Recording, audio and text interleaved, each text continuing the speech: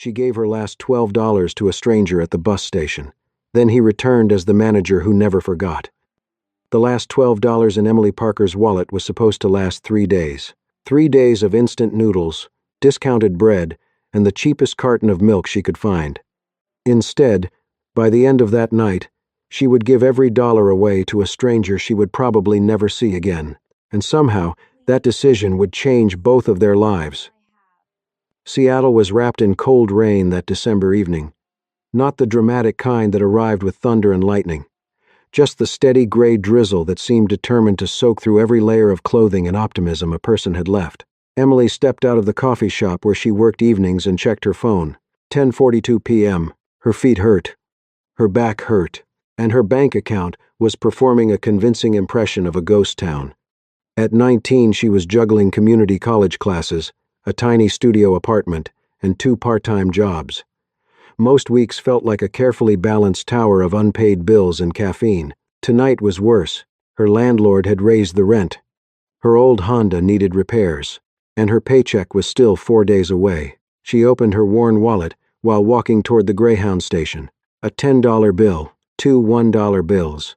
That was it. $12. She sighed. "Congratulations, Emily," she muttered. "You are officially one financial emergency away from becoming a motivational quote." The bus station was crowded with travelers escaping the cold. Families, students, night shift workers, people dragging suitcases larger than their hopes. Emily stopped near a vending machine, mentally calculating how much food she could buy without destroying next week's budget. That was when she noticed him. A man sat alone near the far wall, late 20s maybe. His dark coat was wrinkled. His beard looked like it had lost an argument with a razor several days earlier. An old suitcase rested beside his feet. He kept glancing toward the small sandwich counter, then looking away, then looking back again. Emily watched for a moment. There was something painfully familiar about that expression. Not hunger, embarrassment, the kind that came when you needed help and hated yourself for needing it. She knew that look because she had worn it before. The man stood, walked halfway toward the counter, checked something on his phone, then immediately turned around. Back to the chair, back to staring at the floor. Emily frowned. Maybe he was stranded. Maybe someone had left him. Maybe he was homeless. Or maybe she was projecting her own bad week onto a complete stranger. Still, the feeling wouldn't leave. What Emily didn't know was that the man was Noah Bennett, 28 years old.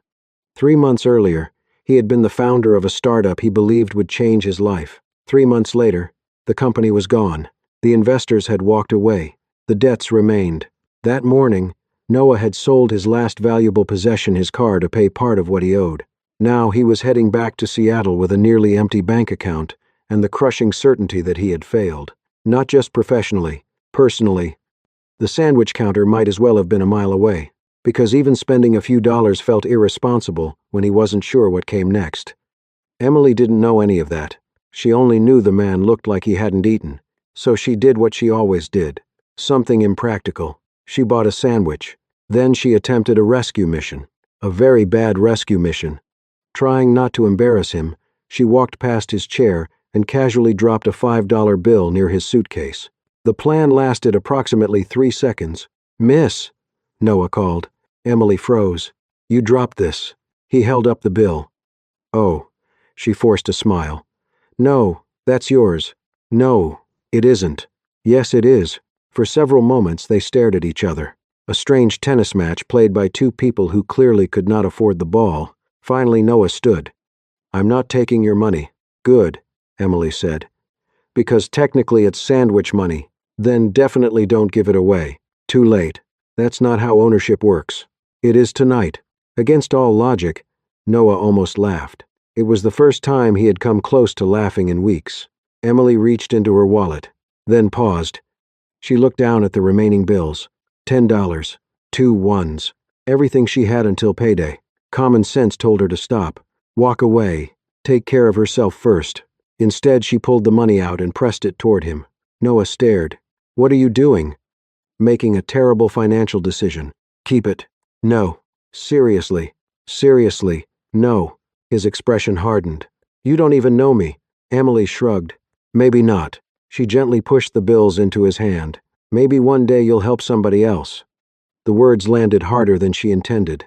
For a moment, Noah simply looked at her, not at the money, at her, because at that point, he wasn't sure he could help anybody. He wasn't even sure he could help himself. A loud announcement echoed through the station. Emily's bus had arrived. She stepped backward. "Good luck, stranger." Then, she grabbed her backpack and hurried toward the gate. Noah remained standing. The bills felt strangely heavy in his hand. Through the bus window, he caught one last glimpse of her finding a seat near the back. Rain streaked across the glass. The bus engine growled to life, and a few moments later, it disappeared into the Seattle night. Emily never looked back. She had no reason to. As far as she knew, she had just given away her last $12 to a man she would never meet again. But behind her, standing alone in the station, Noah Bennett continued watching until the taillights vanished, and without fully understanding why, he memorized her face. 3 years passed. Emily Parker learned that life did not fall apart all at once. It frayed. A class dropped here. A bill delayed there. A dream folded carefully into a drawer because rent had to be paid first.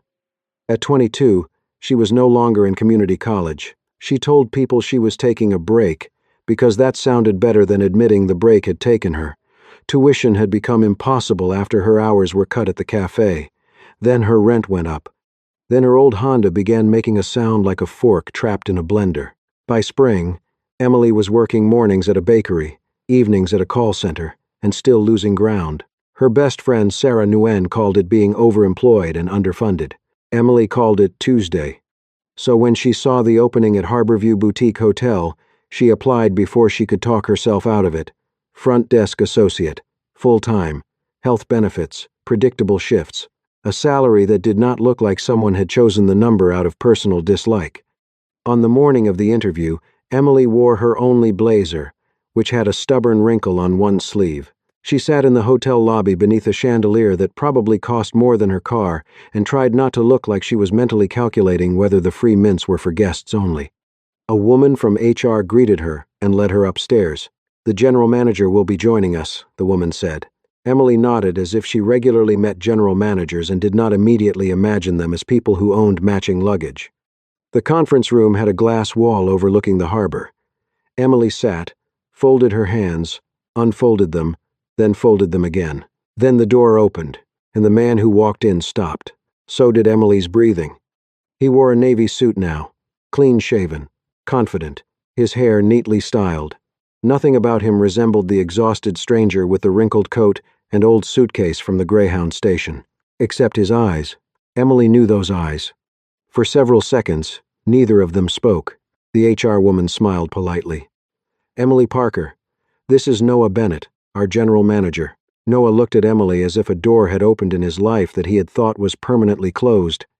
"Emily Parker," he repeated softly. Emily's smile turned uncertain. "Have we met?" A flicker of something almost amused crossed his face. "Yes," he said, "but you were in a hurry." Emily searched her memory. Hospital? Cafe? Angry customer? Someone whose latte she had accidentally made with oat milk instead of regular milk. Then he said, very quietly, "I still owe you $12. The room tilted. The bus station came back in pieces. Rain on glass. A sandwich counter. A man refusing a $5 bill like it was an insult. Her own voice, younger and more reckless, saying, 'Maybe one day you'll help somebody else.'" Emily's mouth opened. "Oh my God." Noah smiled. But it wasn't casual. It carried 3 years of memory. "You remember. I gave money to a stranger at a bus station and then survived on vending machine crackers for 2 days. Yes, eventually the trauma came back." The HR woman looked between them. "I'm sorry. $12? Emily's face went hot. "It's not as strange as it sounds." Noah's expression suggested it was exactly as strange as it sounded. But instead of making a joke, he opened the leather notebook in front of him. From the inside pocket, he carefully removed 3 old bills, 1 10 and 2 ones, flattened and preserved. Emily stared. "You kept them?" "I tried to spend them the next morning," he said. "I couldn't." "Why?" "Because I was having the worst week of my life. And a 19-year-old girl who clearly didn't have much decided I was still worth helping." Emily looked down, overwhelmed by the strange tenderness of it. "I thought you were hungry." "I was." So why didn't you buy food? I did. Later. With different money. A small smile touched his mouth. Your $12 became something else. What? A reminder not to disappear. The words settled between them, too intimate for a conference room, with an HR representative and a pitcher of lemon water. Emily did not know what to say, so she said the least elegant thing available. Well, I'm glad you didn't disappear. Noah looked at her then, really looked, and the room seemed to narrow around the two of them. The interview resumed, but Emily barely trusted her own voice for the first 5 minutes. She answered questions about customer service, conflict resolution, scheduling, and hospitality, while trying not to think about those old bills lying on the table, like evidence that one tiny act of kindness had outlived everything she had expected of it. Noah was professional after that, painfully professional. He asked fair questions. He took notes. He did not smile too much. He did not make her feel pitied. In fact, he challenged her twice, especially when she tried to make light of working 3 jobs. Being overextended isn't a flaw, he said, but pretending it doesn't affect you can become one. Emily blinked. That was either advice or a very elegant warning. Both. By the end, Emily was certain she had ruined it by being nervous, emotional, and possibly too honest about once calming an angry bakery customer with a free muffin and a sincere apology. But 2 days later, Harborview called. She got the job. Emily sat on the edge of her bed, phone still in hand, and laughed so hard she cried. What she did not know was that Noah had not pushed HR to hire her. In fact, he had done the opposite. After the interview, he had stepped out of the room and asked the hiring team to evaluate her exactly as they would anyone else. No favors, he had said. No gratitude hire. If she gets this position, she earns it. And when the HR director later placed Emily's application at the top of the list, Noah only nodded. Because he had remembered her face for 3 years, but he wanted her to enter Harborview as herself, not as a debt finally paid. Emily's first week at Harborview Boutique Hotel taught her 3 things. First, wealthy guests could become emotionally unstable over pillow firmness. Second, the lobby smelled faintly of citrus, expensive flowers, and quiet panic. Third, Noah Bennett was determined to act like he had not kept her $12 in a notebook for 3 years. He was professional, so professional it was almost rude. He greeted her in staff meetings with the same calm tone he used for everyone else. He corrected her gently when she transferred a call to the wrong department. He thanked her when she stayed late. He never mentioned the bus station again. Emily told herself this was good. Normal. Healthy. Slightly disappointing. Sarah, who worked part-time at the hotel restaurant and full-time as Emily's unofficial emotional investigator, disagreed. He either likes you, Sarah whispered during lunch, or he's a robot with excellent hair. Emily nearly choked on her soup. He's my manager. Robots can be managers. Sarah, I'm just saying. No normal man remembers $12 for 3 years unless he's either in love or built by engineers. Emily rolled her eyes. But later, when she saw Noah crossing the lobby with his sleeves rolled up and a phone pressed to his ear, she unfortunately thought, excellent hair is not inaccurate. Noah was good at his job in a way that made people stand straighter without feeling small. He noticed everything. A crooked welcome sign, a nervous trainee, a guest pretending not to be lost, a housekeeper limping slightly at the end of her shift. He knew that Marco from maintenance was taking night classes in electrical engineering. He knew Ruth at housekeeping was caring for her father after his stroke. He knew the breakfast cook needed extra hours because his wife was expecting twins. He remembered names, allergies, schedules, birthdays, and the fact that Emily hated being called kiddo by older guests. But for a man who could manage an entire hotel during a plumbing emergency and a wedding party meltdown on the same afternoon, Noah Bennett was completely defeated by the employee cappuccino machine. Emily found him one morning standing in front of it, like it had personally betrayed him. Steam hissed. Milk dripped. A sad brown puddle spread beneath the cup. Noah held the instruction card, frowning. It said press foam. Emily stepped beside him. You pressed clean. That seems poorly labeled. You also put the cup upside down. He looked at the cup, then at her. That may have contributed. The next day, he tried again and created what Sarah later called a dairy weather event. By Friday, Emily had become his unofficial coffee disaster response team. "You know," she said, wiping foam off the counter, "for someone who runs a hotel, you have a surprisingly hostile relationship with hospitality equipment. I delegate. You surrendered." I made a strategic retreat. The corners of his mouth lifted, and for one brief second, the professional wall between them thinned. Emily found herself looking forward to those moments. Not because Noah flirted. He didn't. Not exactly. His kindness came in quieter forms. When a guest snapped at Emily for taking too long to find a restaurant reservation that did not exist, Noah appeared behind the desk not to take over, but to stand nearby. Afterward, he only said, "You handled that well." When Emily stayed late to help with a conference check-in, he left a sandwich in the staff fridge with her name on it. When she thanked him, he said, "It was extra." It was not extra. The receipt was still in the bag. She did not call him on it.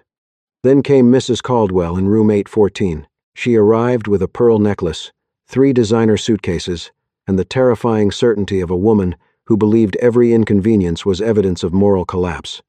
Her reservation had been entered for the wrong weekend by an outside booking site. Emily checked twice, then a third time, her stomach tightening. "I'm sorry," Emily said.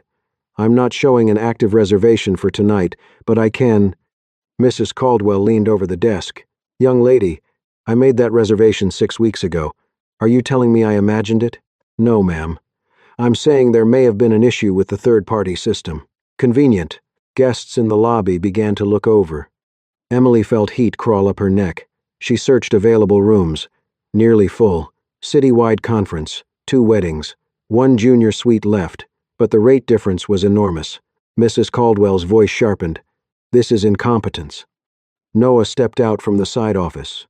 Emily's first instinct was relief, then dread. She expected him to take over completely, smooth the situation, rescue her, and leave her standing there like a child who had spilled something.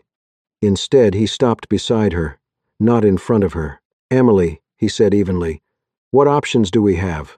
She blinked. He waited. The lobby waited. Emily looked back at the screen. Her hands were shaking, but her voice steadied. "We have 1 junior suite available. I can honor the original rate for tonight, because the error occurred through a booking partner. I can also contact the partner directly and have them confirm responsibility for the discrepancy." Noah nodded. "And for the inconvenience?" Emily swallowed. "Complimentary breakfast and late checkout." Mrs. Caldwell turned to Noah. "Is this acceptable to you?" Noah looked at Emily. "It's Emily's solution. I think it's a good one." Something shifted inside her. Mrs. Caldwell, deprived of a larger battle, accepted with a stiff nod. When it was over, Emily stepped into the staff hallway and leaned against the wall. Noah followed, carrying no speech, no pity. "I thought you were going to fix it," she said. "You were fixing it. I was panicking. Both can be true." She laughed weakly. Noah's voice softened. "You don't need rescuing, Emily. You need backup." No one had ever said it that way before. People had helped her with a sad smile, praised her toughness while leaving her alone with it, called her strong when what they meant was convenient. But backup was different. Backup meant she still stood on her own feet. It just meant someone stood close enough that she did not have to face the whole room alone. Emily looked at Noah, and the old bus station memory changed shape between them. The $12 had not made him owe her. Maybe, somehow, it had taught them both what help could look like when it did not take away a person's dignity. By the end of Emily's 2nd month at Harborview, working late with Noah had become dangerously easy. Too easy. They handled a flooded laundry room at midnight, a bridal party missing 3 tuxedos, and a famous travel blogger who threatened to give the hotel 1 star because the rain looked depressing from the balcony. "It's Seattle," Emily whispered after the guest left. "Should we apologize to the sky?" Noah looked at the complaint form. "I'm drafting a formal letter to the clouds." She laughed so hard she had to sit down behind the front desk. That was the problem. He made her laugh when she was tired. He remembered she hated olives and picked them off shared takeout without asking. He noticed when she skipped dinner and quietly ordered extra noodles. He never made her feel small for needing help, but somehow always managed to be there when she did. After closing one long Friday night, they ate greasy tacos in the empty staff lounge, both too exhausted to pretend they had normal lives. Noah loosened his tie. "This may be the best meal I've had all week." Emily looked at the foil-wrapped taco leaking onto his plate. "That is either sweet or deeply concerning. Both." From the doorway, Walter Green, the hotel owner, paused just long enough to see them laughing over hot sauce packets. He said nothing. But the next morning, Sarah began collecting bets. "What is this?" Emily asked, finding a paper taped inside the staff breakroom cabinet. Sarah slammed the cabinet shut. "Inventory. It says, date Noah finally asks Emily out." Emotional inventory. Half the staff had signed up. Marco guessed 2 weeks. Ruth guessed Christmas. The breakfast cook wrote, "After one more coffee machine incident." Emily's face went hot. "This is wildly inappropriate." Sarah nodded. "Yes, but morale has improved." The worst part was that Emily wanted to laugh. The even worse part was that she wanted the bet to be right. But wanting was dangerous. Because whenever Noah looked at her too long, whenever his hand brushed hers passing a key card, whenever his voice softened around her name, the same question returned. Did he see her? Or did he see that girl at the bus station? The 19-year-old who had given him $12 when he was broken? Emily hated the thought, but she could not stop it. Gratitude could look a lot like affection if it lasted long enough. A debt could disguise itself as devotion, and Emily had spent too many years being useful to people who confused needing her with loving her. One evening, after a city-wide power outage forced Harborview onto backup generators, Emily and Noah worked side by side for 4 hours. They calmed guests, handed out flashlights, redirected elevators, and somehow kept a lobby full of annoyed people from becoming a documentary about social collapse.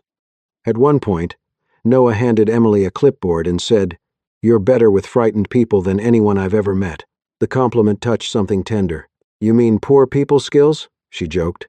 "No," he said. "I mean you know how to make people feel less alone." She looked away first. Later, while delivering updated guest forms to Walter's office, Emily heard voices inside. Noah's voice. "I know it complicates things," he said.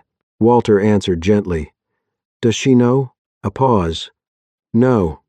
And I don't want her feeling responsible for it." Emily froze outside the half-open door. Walter sighed. "Noah, gratitude is not the same as love.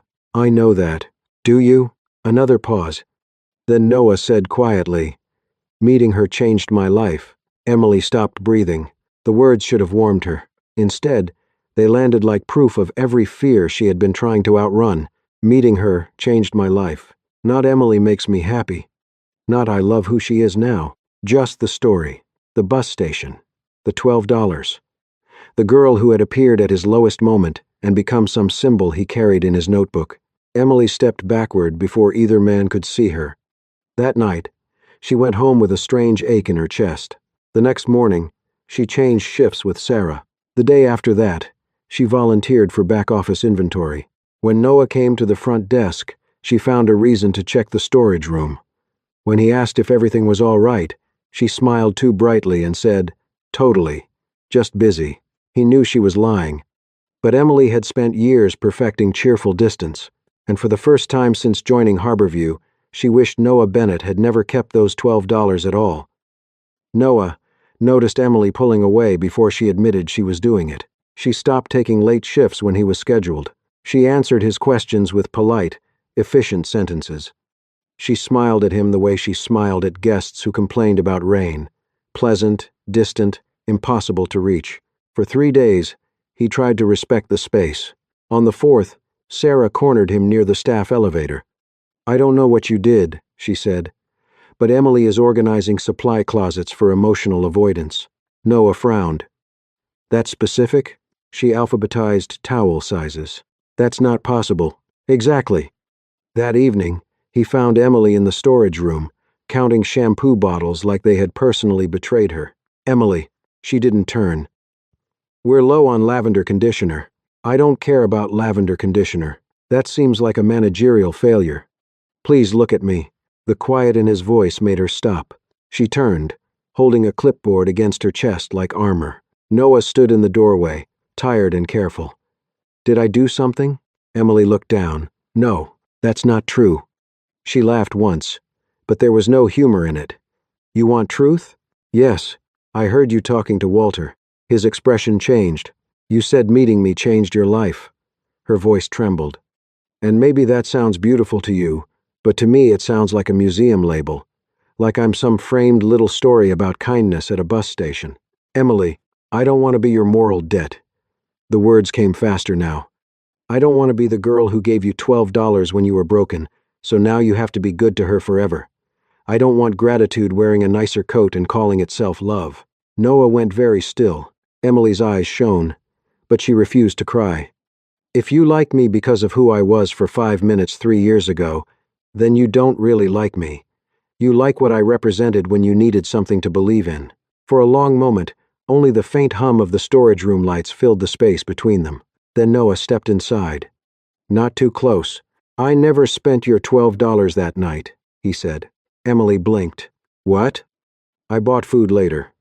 With change I found in my suitcase and a coupon from the station. Terrible sandwich. Possibly illegal mayonnaise. His mouth twitched, then faded. But I kept your money. I know. You showed me. No, I mean I kept it with me. For months. Emily's grip loosened on the clipboard. Noah looked past her, as if seeing another version of himself. After that night, I slept on a friend's couch. I applied for jobs I thought were beneath me because pride was easier than hunger until hunger won. I got rejected. A lot. I almost left Seattle twice. His voice lowered, and every time I wanted to quit, I looked at that 10 and those 2 ones. Emily swallowed. Not because $12 was going to save me. It couldn't. Not because I thought a stranger owed me a future. You didn't. He looked back at her. I kept it because on the worst night of my life, a girl who clearly had less than I did treated me like I was still capable of becoming someone decent. Emily's eyes filled despite herself. I did not build my life because of you, Noah said. That would be too much to put on anyone. I built it because I needed to. But your kindness helped me survive long enough to try. She looked away, shaken. And yes, he continued quietly, meeting you changed my life. But that is not why I want you in it now. Emily barely breathed. Noah took one careful step closer. I didn't fall in love with the girl who gave me $12. Her face crumpled. I fell in love with the woman who keeps showing up for people when nobody's watching. The clipboard slipped lower in her hands. With the woman who remembers Ruth's father has physical therapy on Thursdays, who traded shifts so Marco could take his final exam, who stays calm when guests are cruel, then cries in the restroom for exactly 2 minutes and comes back with a better plan. His voice softened. The woman who thinks she has to earn her place by being useful, when everyone around her already knows she matters. That broke her. Emily turned away, but the tears came fast and silent. Noah did not touch her until she nodded. Then he stepped close and took her hand. Not like a manager, not like a man paying back a debt, like someone asking permission to stand beside her. I don't need you to be my symbol, he said. I want the real person, the tired one, the stubborn one, the one who thinks gas station sandwiches are a food group and threatens coffee machines when they beep.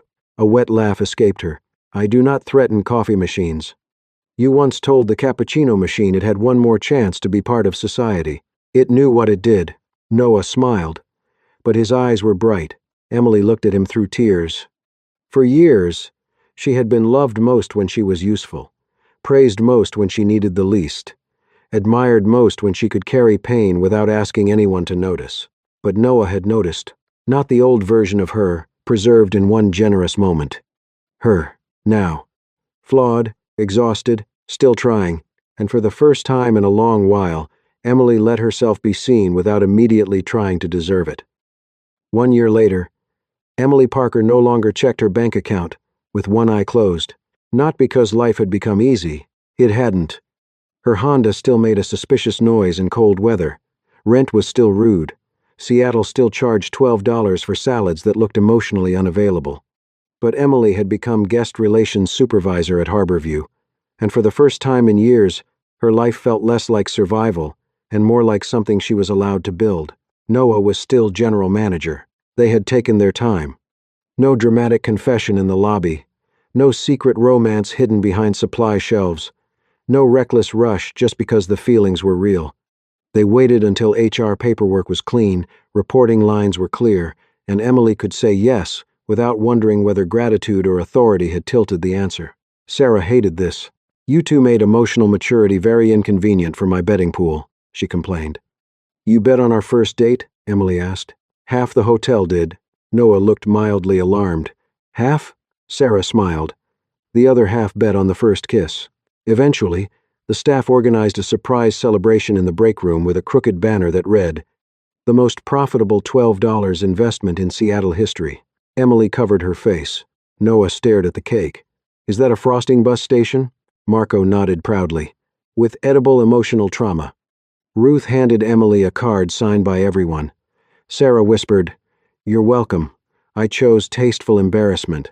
Later that evening, after the laughter faded and the hotel settled into its soft nighttime rhythm, Noah asked Emily to walk with him. They ended up near the old Greyhound station. It looked smaller than Emily remembered. Less dramatic. Just glass, concrete, vending machines, and tired travelers waiting beneath fluorescent lights. Noah stopped outside and handed her a small frame. Inside were 3 old bills. 1 10, 2 1s. Emily stared at them through the glass. "You framed them? I thought it was better than keeping them in a notebook forever." She looked up. "Now we're even?" Noah smiled softly. "Not even close." Emily's throat tightened. He took her hand, and together they walked past the station windows, where strangers sat with backpacks, suitcases, bad coffee, and private heartbreaks no one else could see. For Noah, this place had once been proof that he had failed. For Emily, it had been one cold night when she gave away money she needed because someone else looked like he needed hope more. Neither of them had understood what had begun there. Not rescue. Not debt. Not a fairy tale. Just one human being seeing another at the exact moment they were afraid they had become invisible. Emily leaned her head against Noah's shoulder. "You know," she said, "I really did need that $12. I know. That sandwich better have been spiritually meaningful." "It was terrible." She laughed. Noah squeezed her hand. And under the gray Seattle sky, outside the place where his life had nearly ended and theirs had quietly begun, Emily finally understood. Love had not grown because of $12. It had grown because both of them remembered what kindness felt like when no one was watching, and chose, again and again, to become worthy of it. Before we end this story, let's take a moment to reflect on something simple but powerful. Emily's $12 didn't change Noah's life because of the amount. It changed his life because of what it represented. At his lowest moment, when he felt like a failure, a stranger looked at him and saw someone still worth helping. And sometimes that's what people need most, not money, not solutions, not miracles, just one person who refuses to believe they're beyond hope. The lesson in this story isn't that kindness always comes back to you. Most of the time, it doesn't. Most acts of kindness happen quietly, with no reward, no recognition, and no guarantee that they'll matter. But every once in a while, years later, you discover that a small decision you barely remember became a turning point in someone else's story. And maybe that's enough. Imagine you're sitting in that bus station on the worst day of your life. Would one small act of kindness from a stranger have made a difference? Or maybe you've been the person who offered help when nobody else noticed someone was struggling. Either way, those moments matter more than we often realize. Now I'd love to hear from you. What's the smallest act of kindness you've ever received that you still remember years later? Share your thoughts in the comments below. Your story might be exactly what someone else needs to read today. And if this story touched your heart, please don't forget to like this video and subscribe to Soul Stirring Stories. Thank you for spending your time with us. Until next time, remember, sometimes the most valuable thing you can give someone isn't money. It's the feeling that they still matter. See you in the next story on Soul Stirring Stories.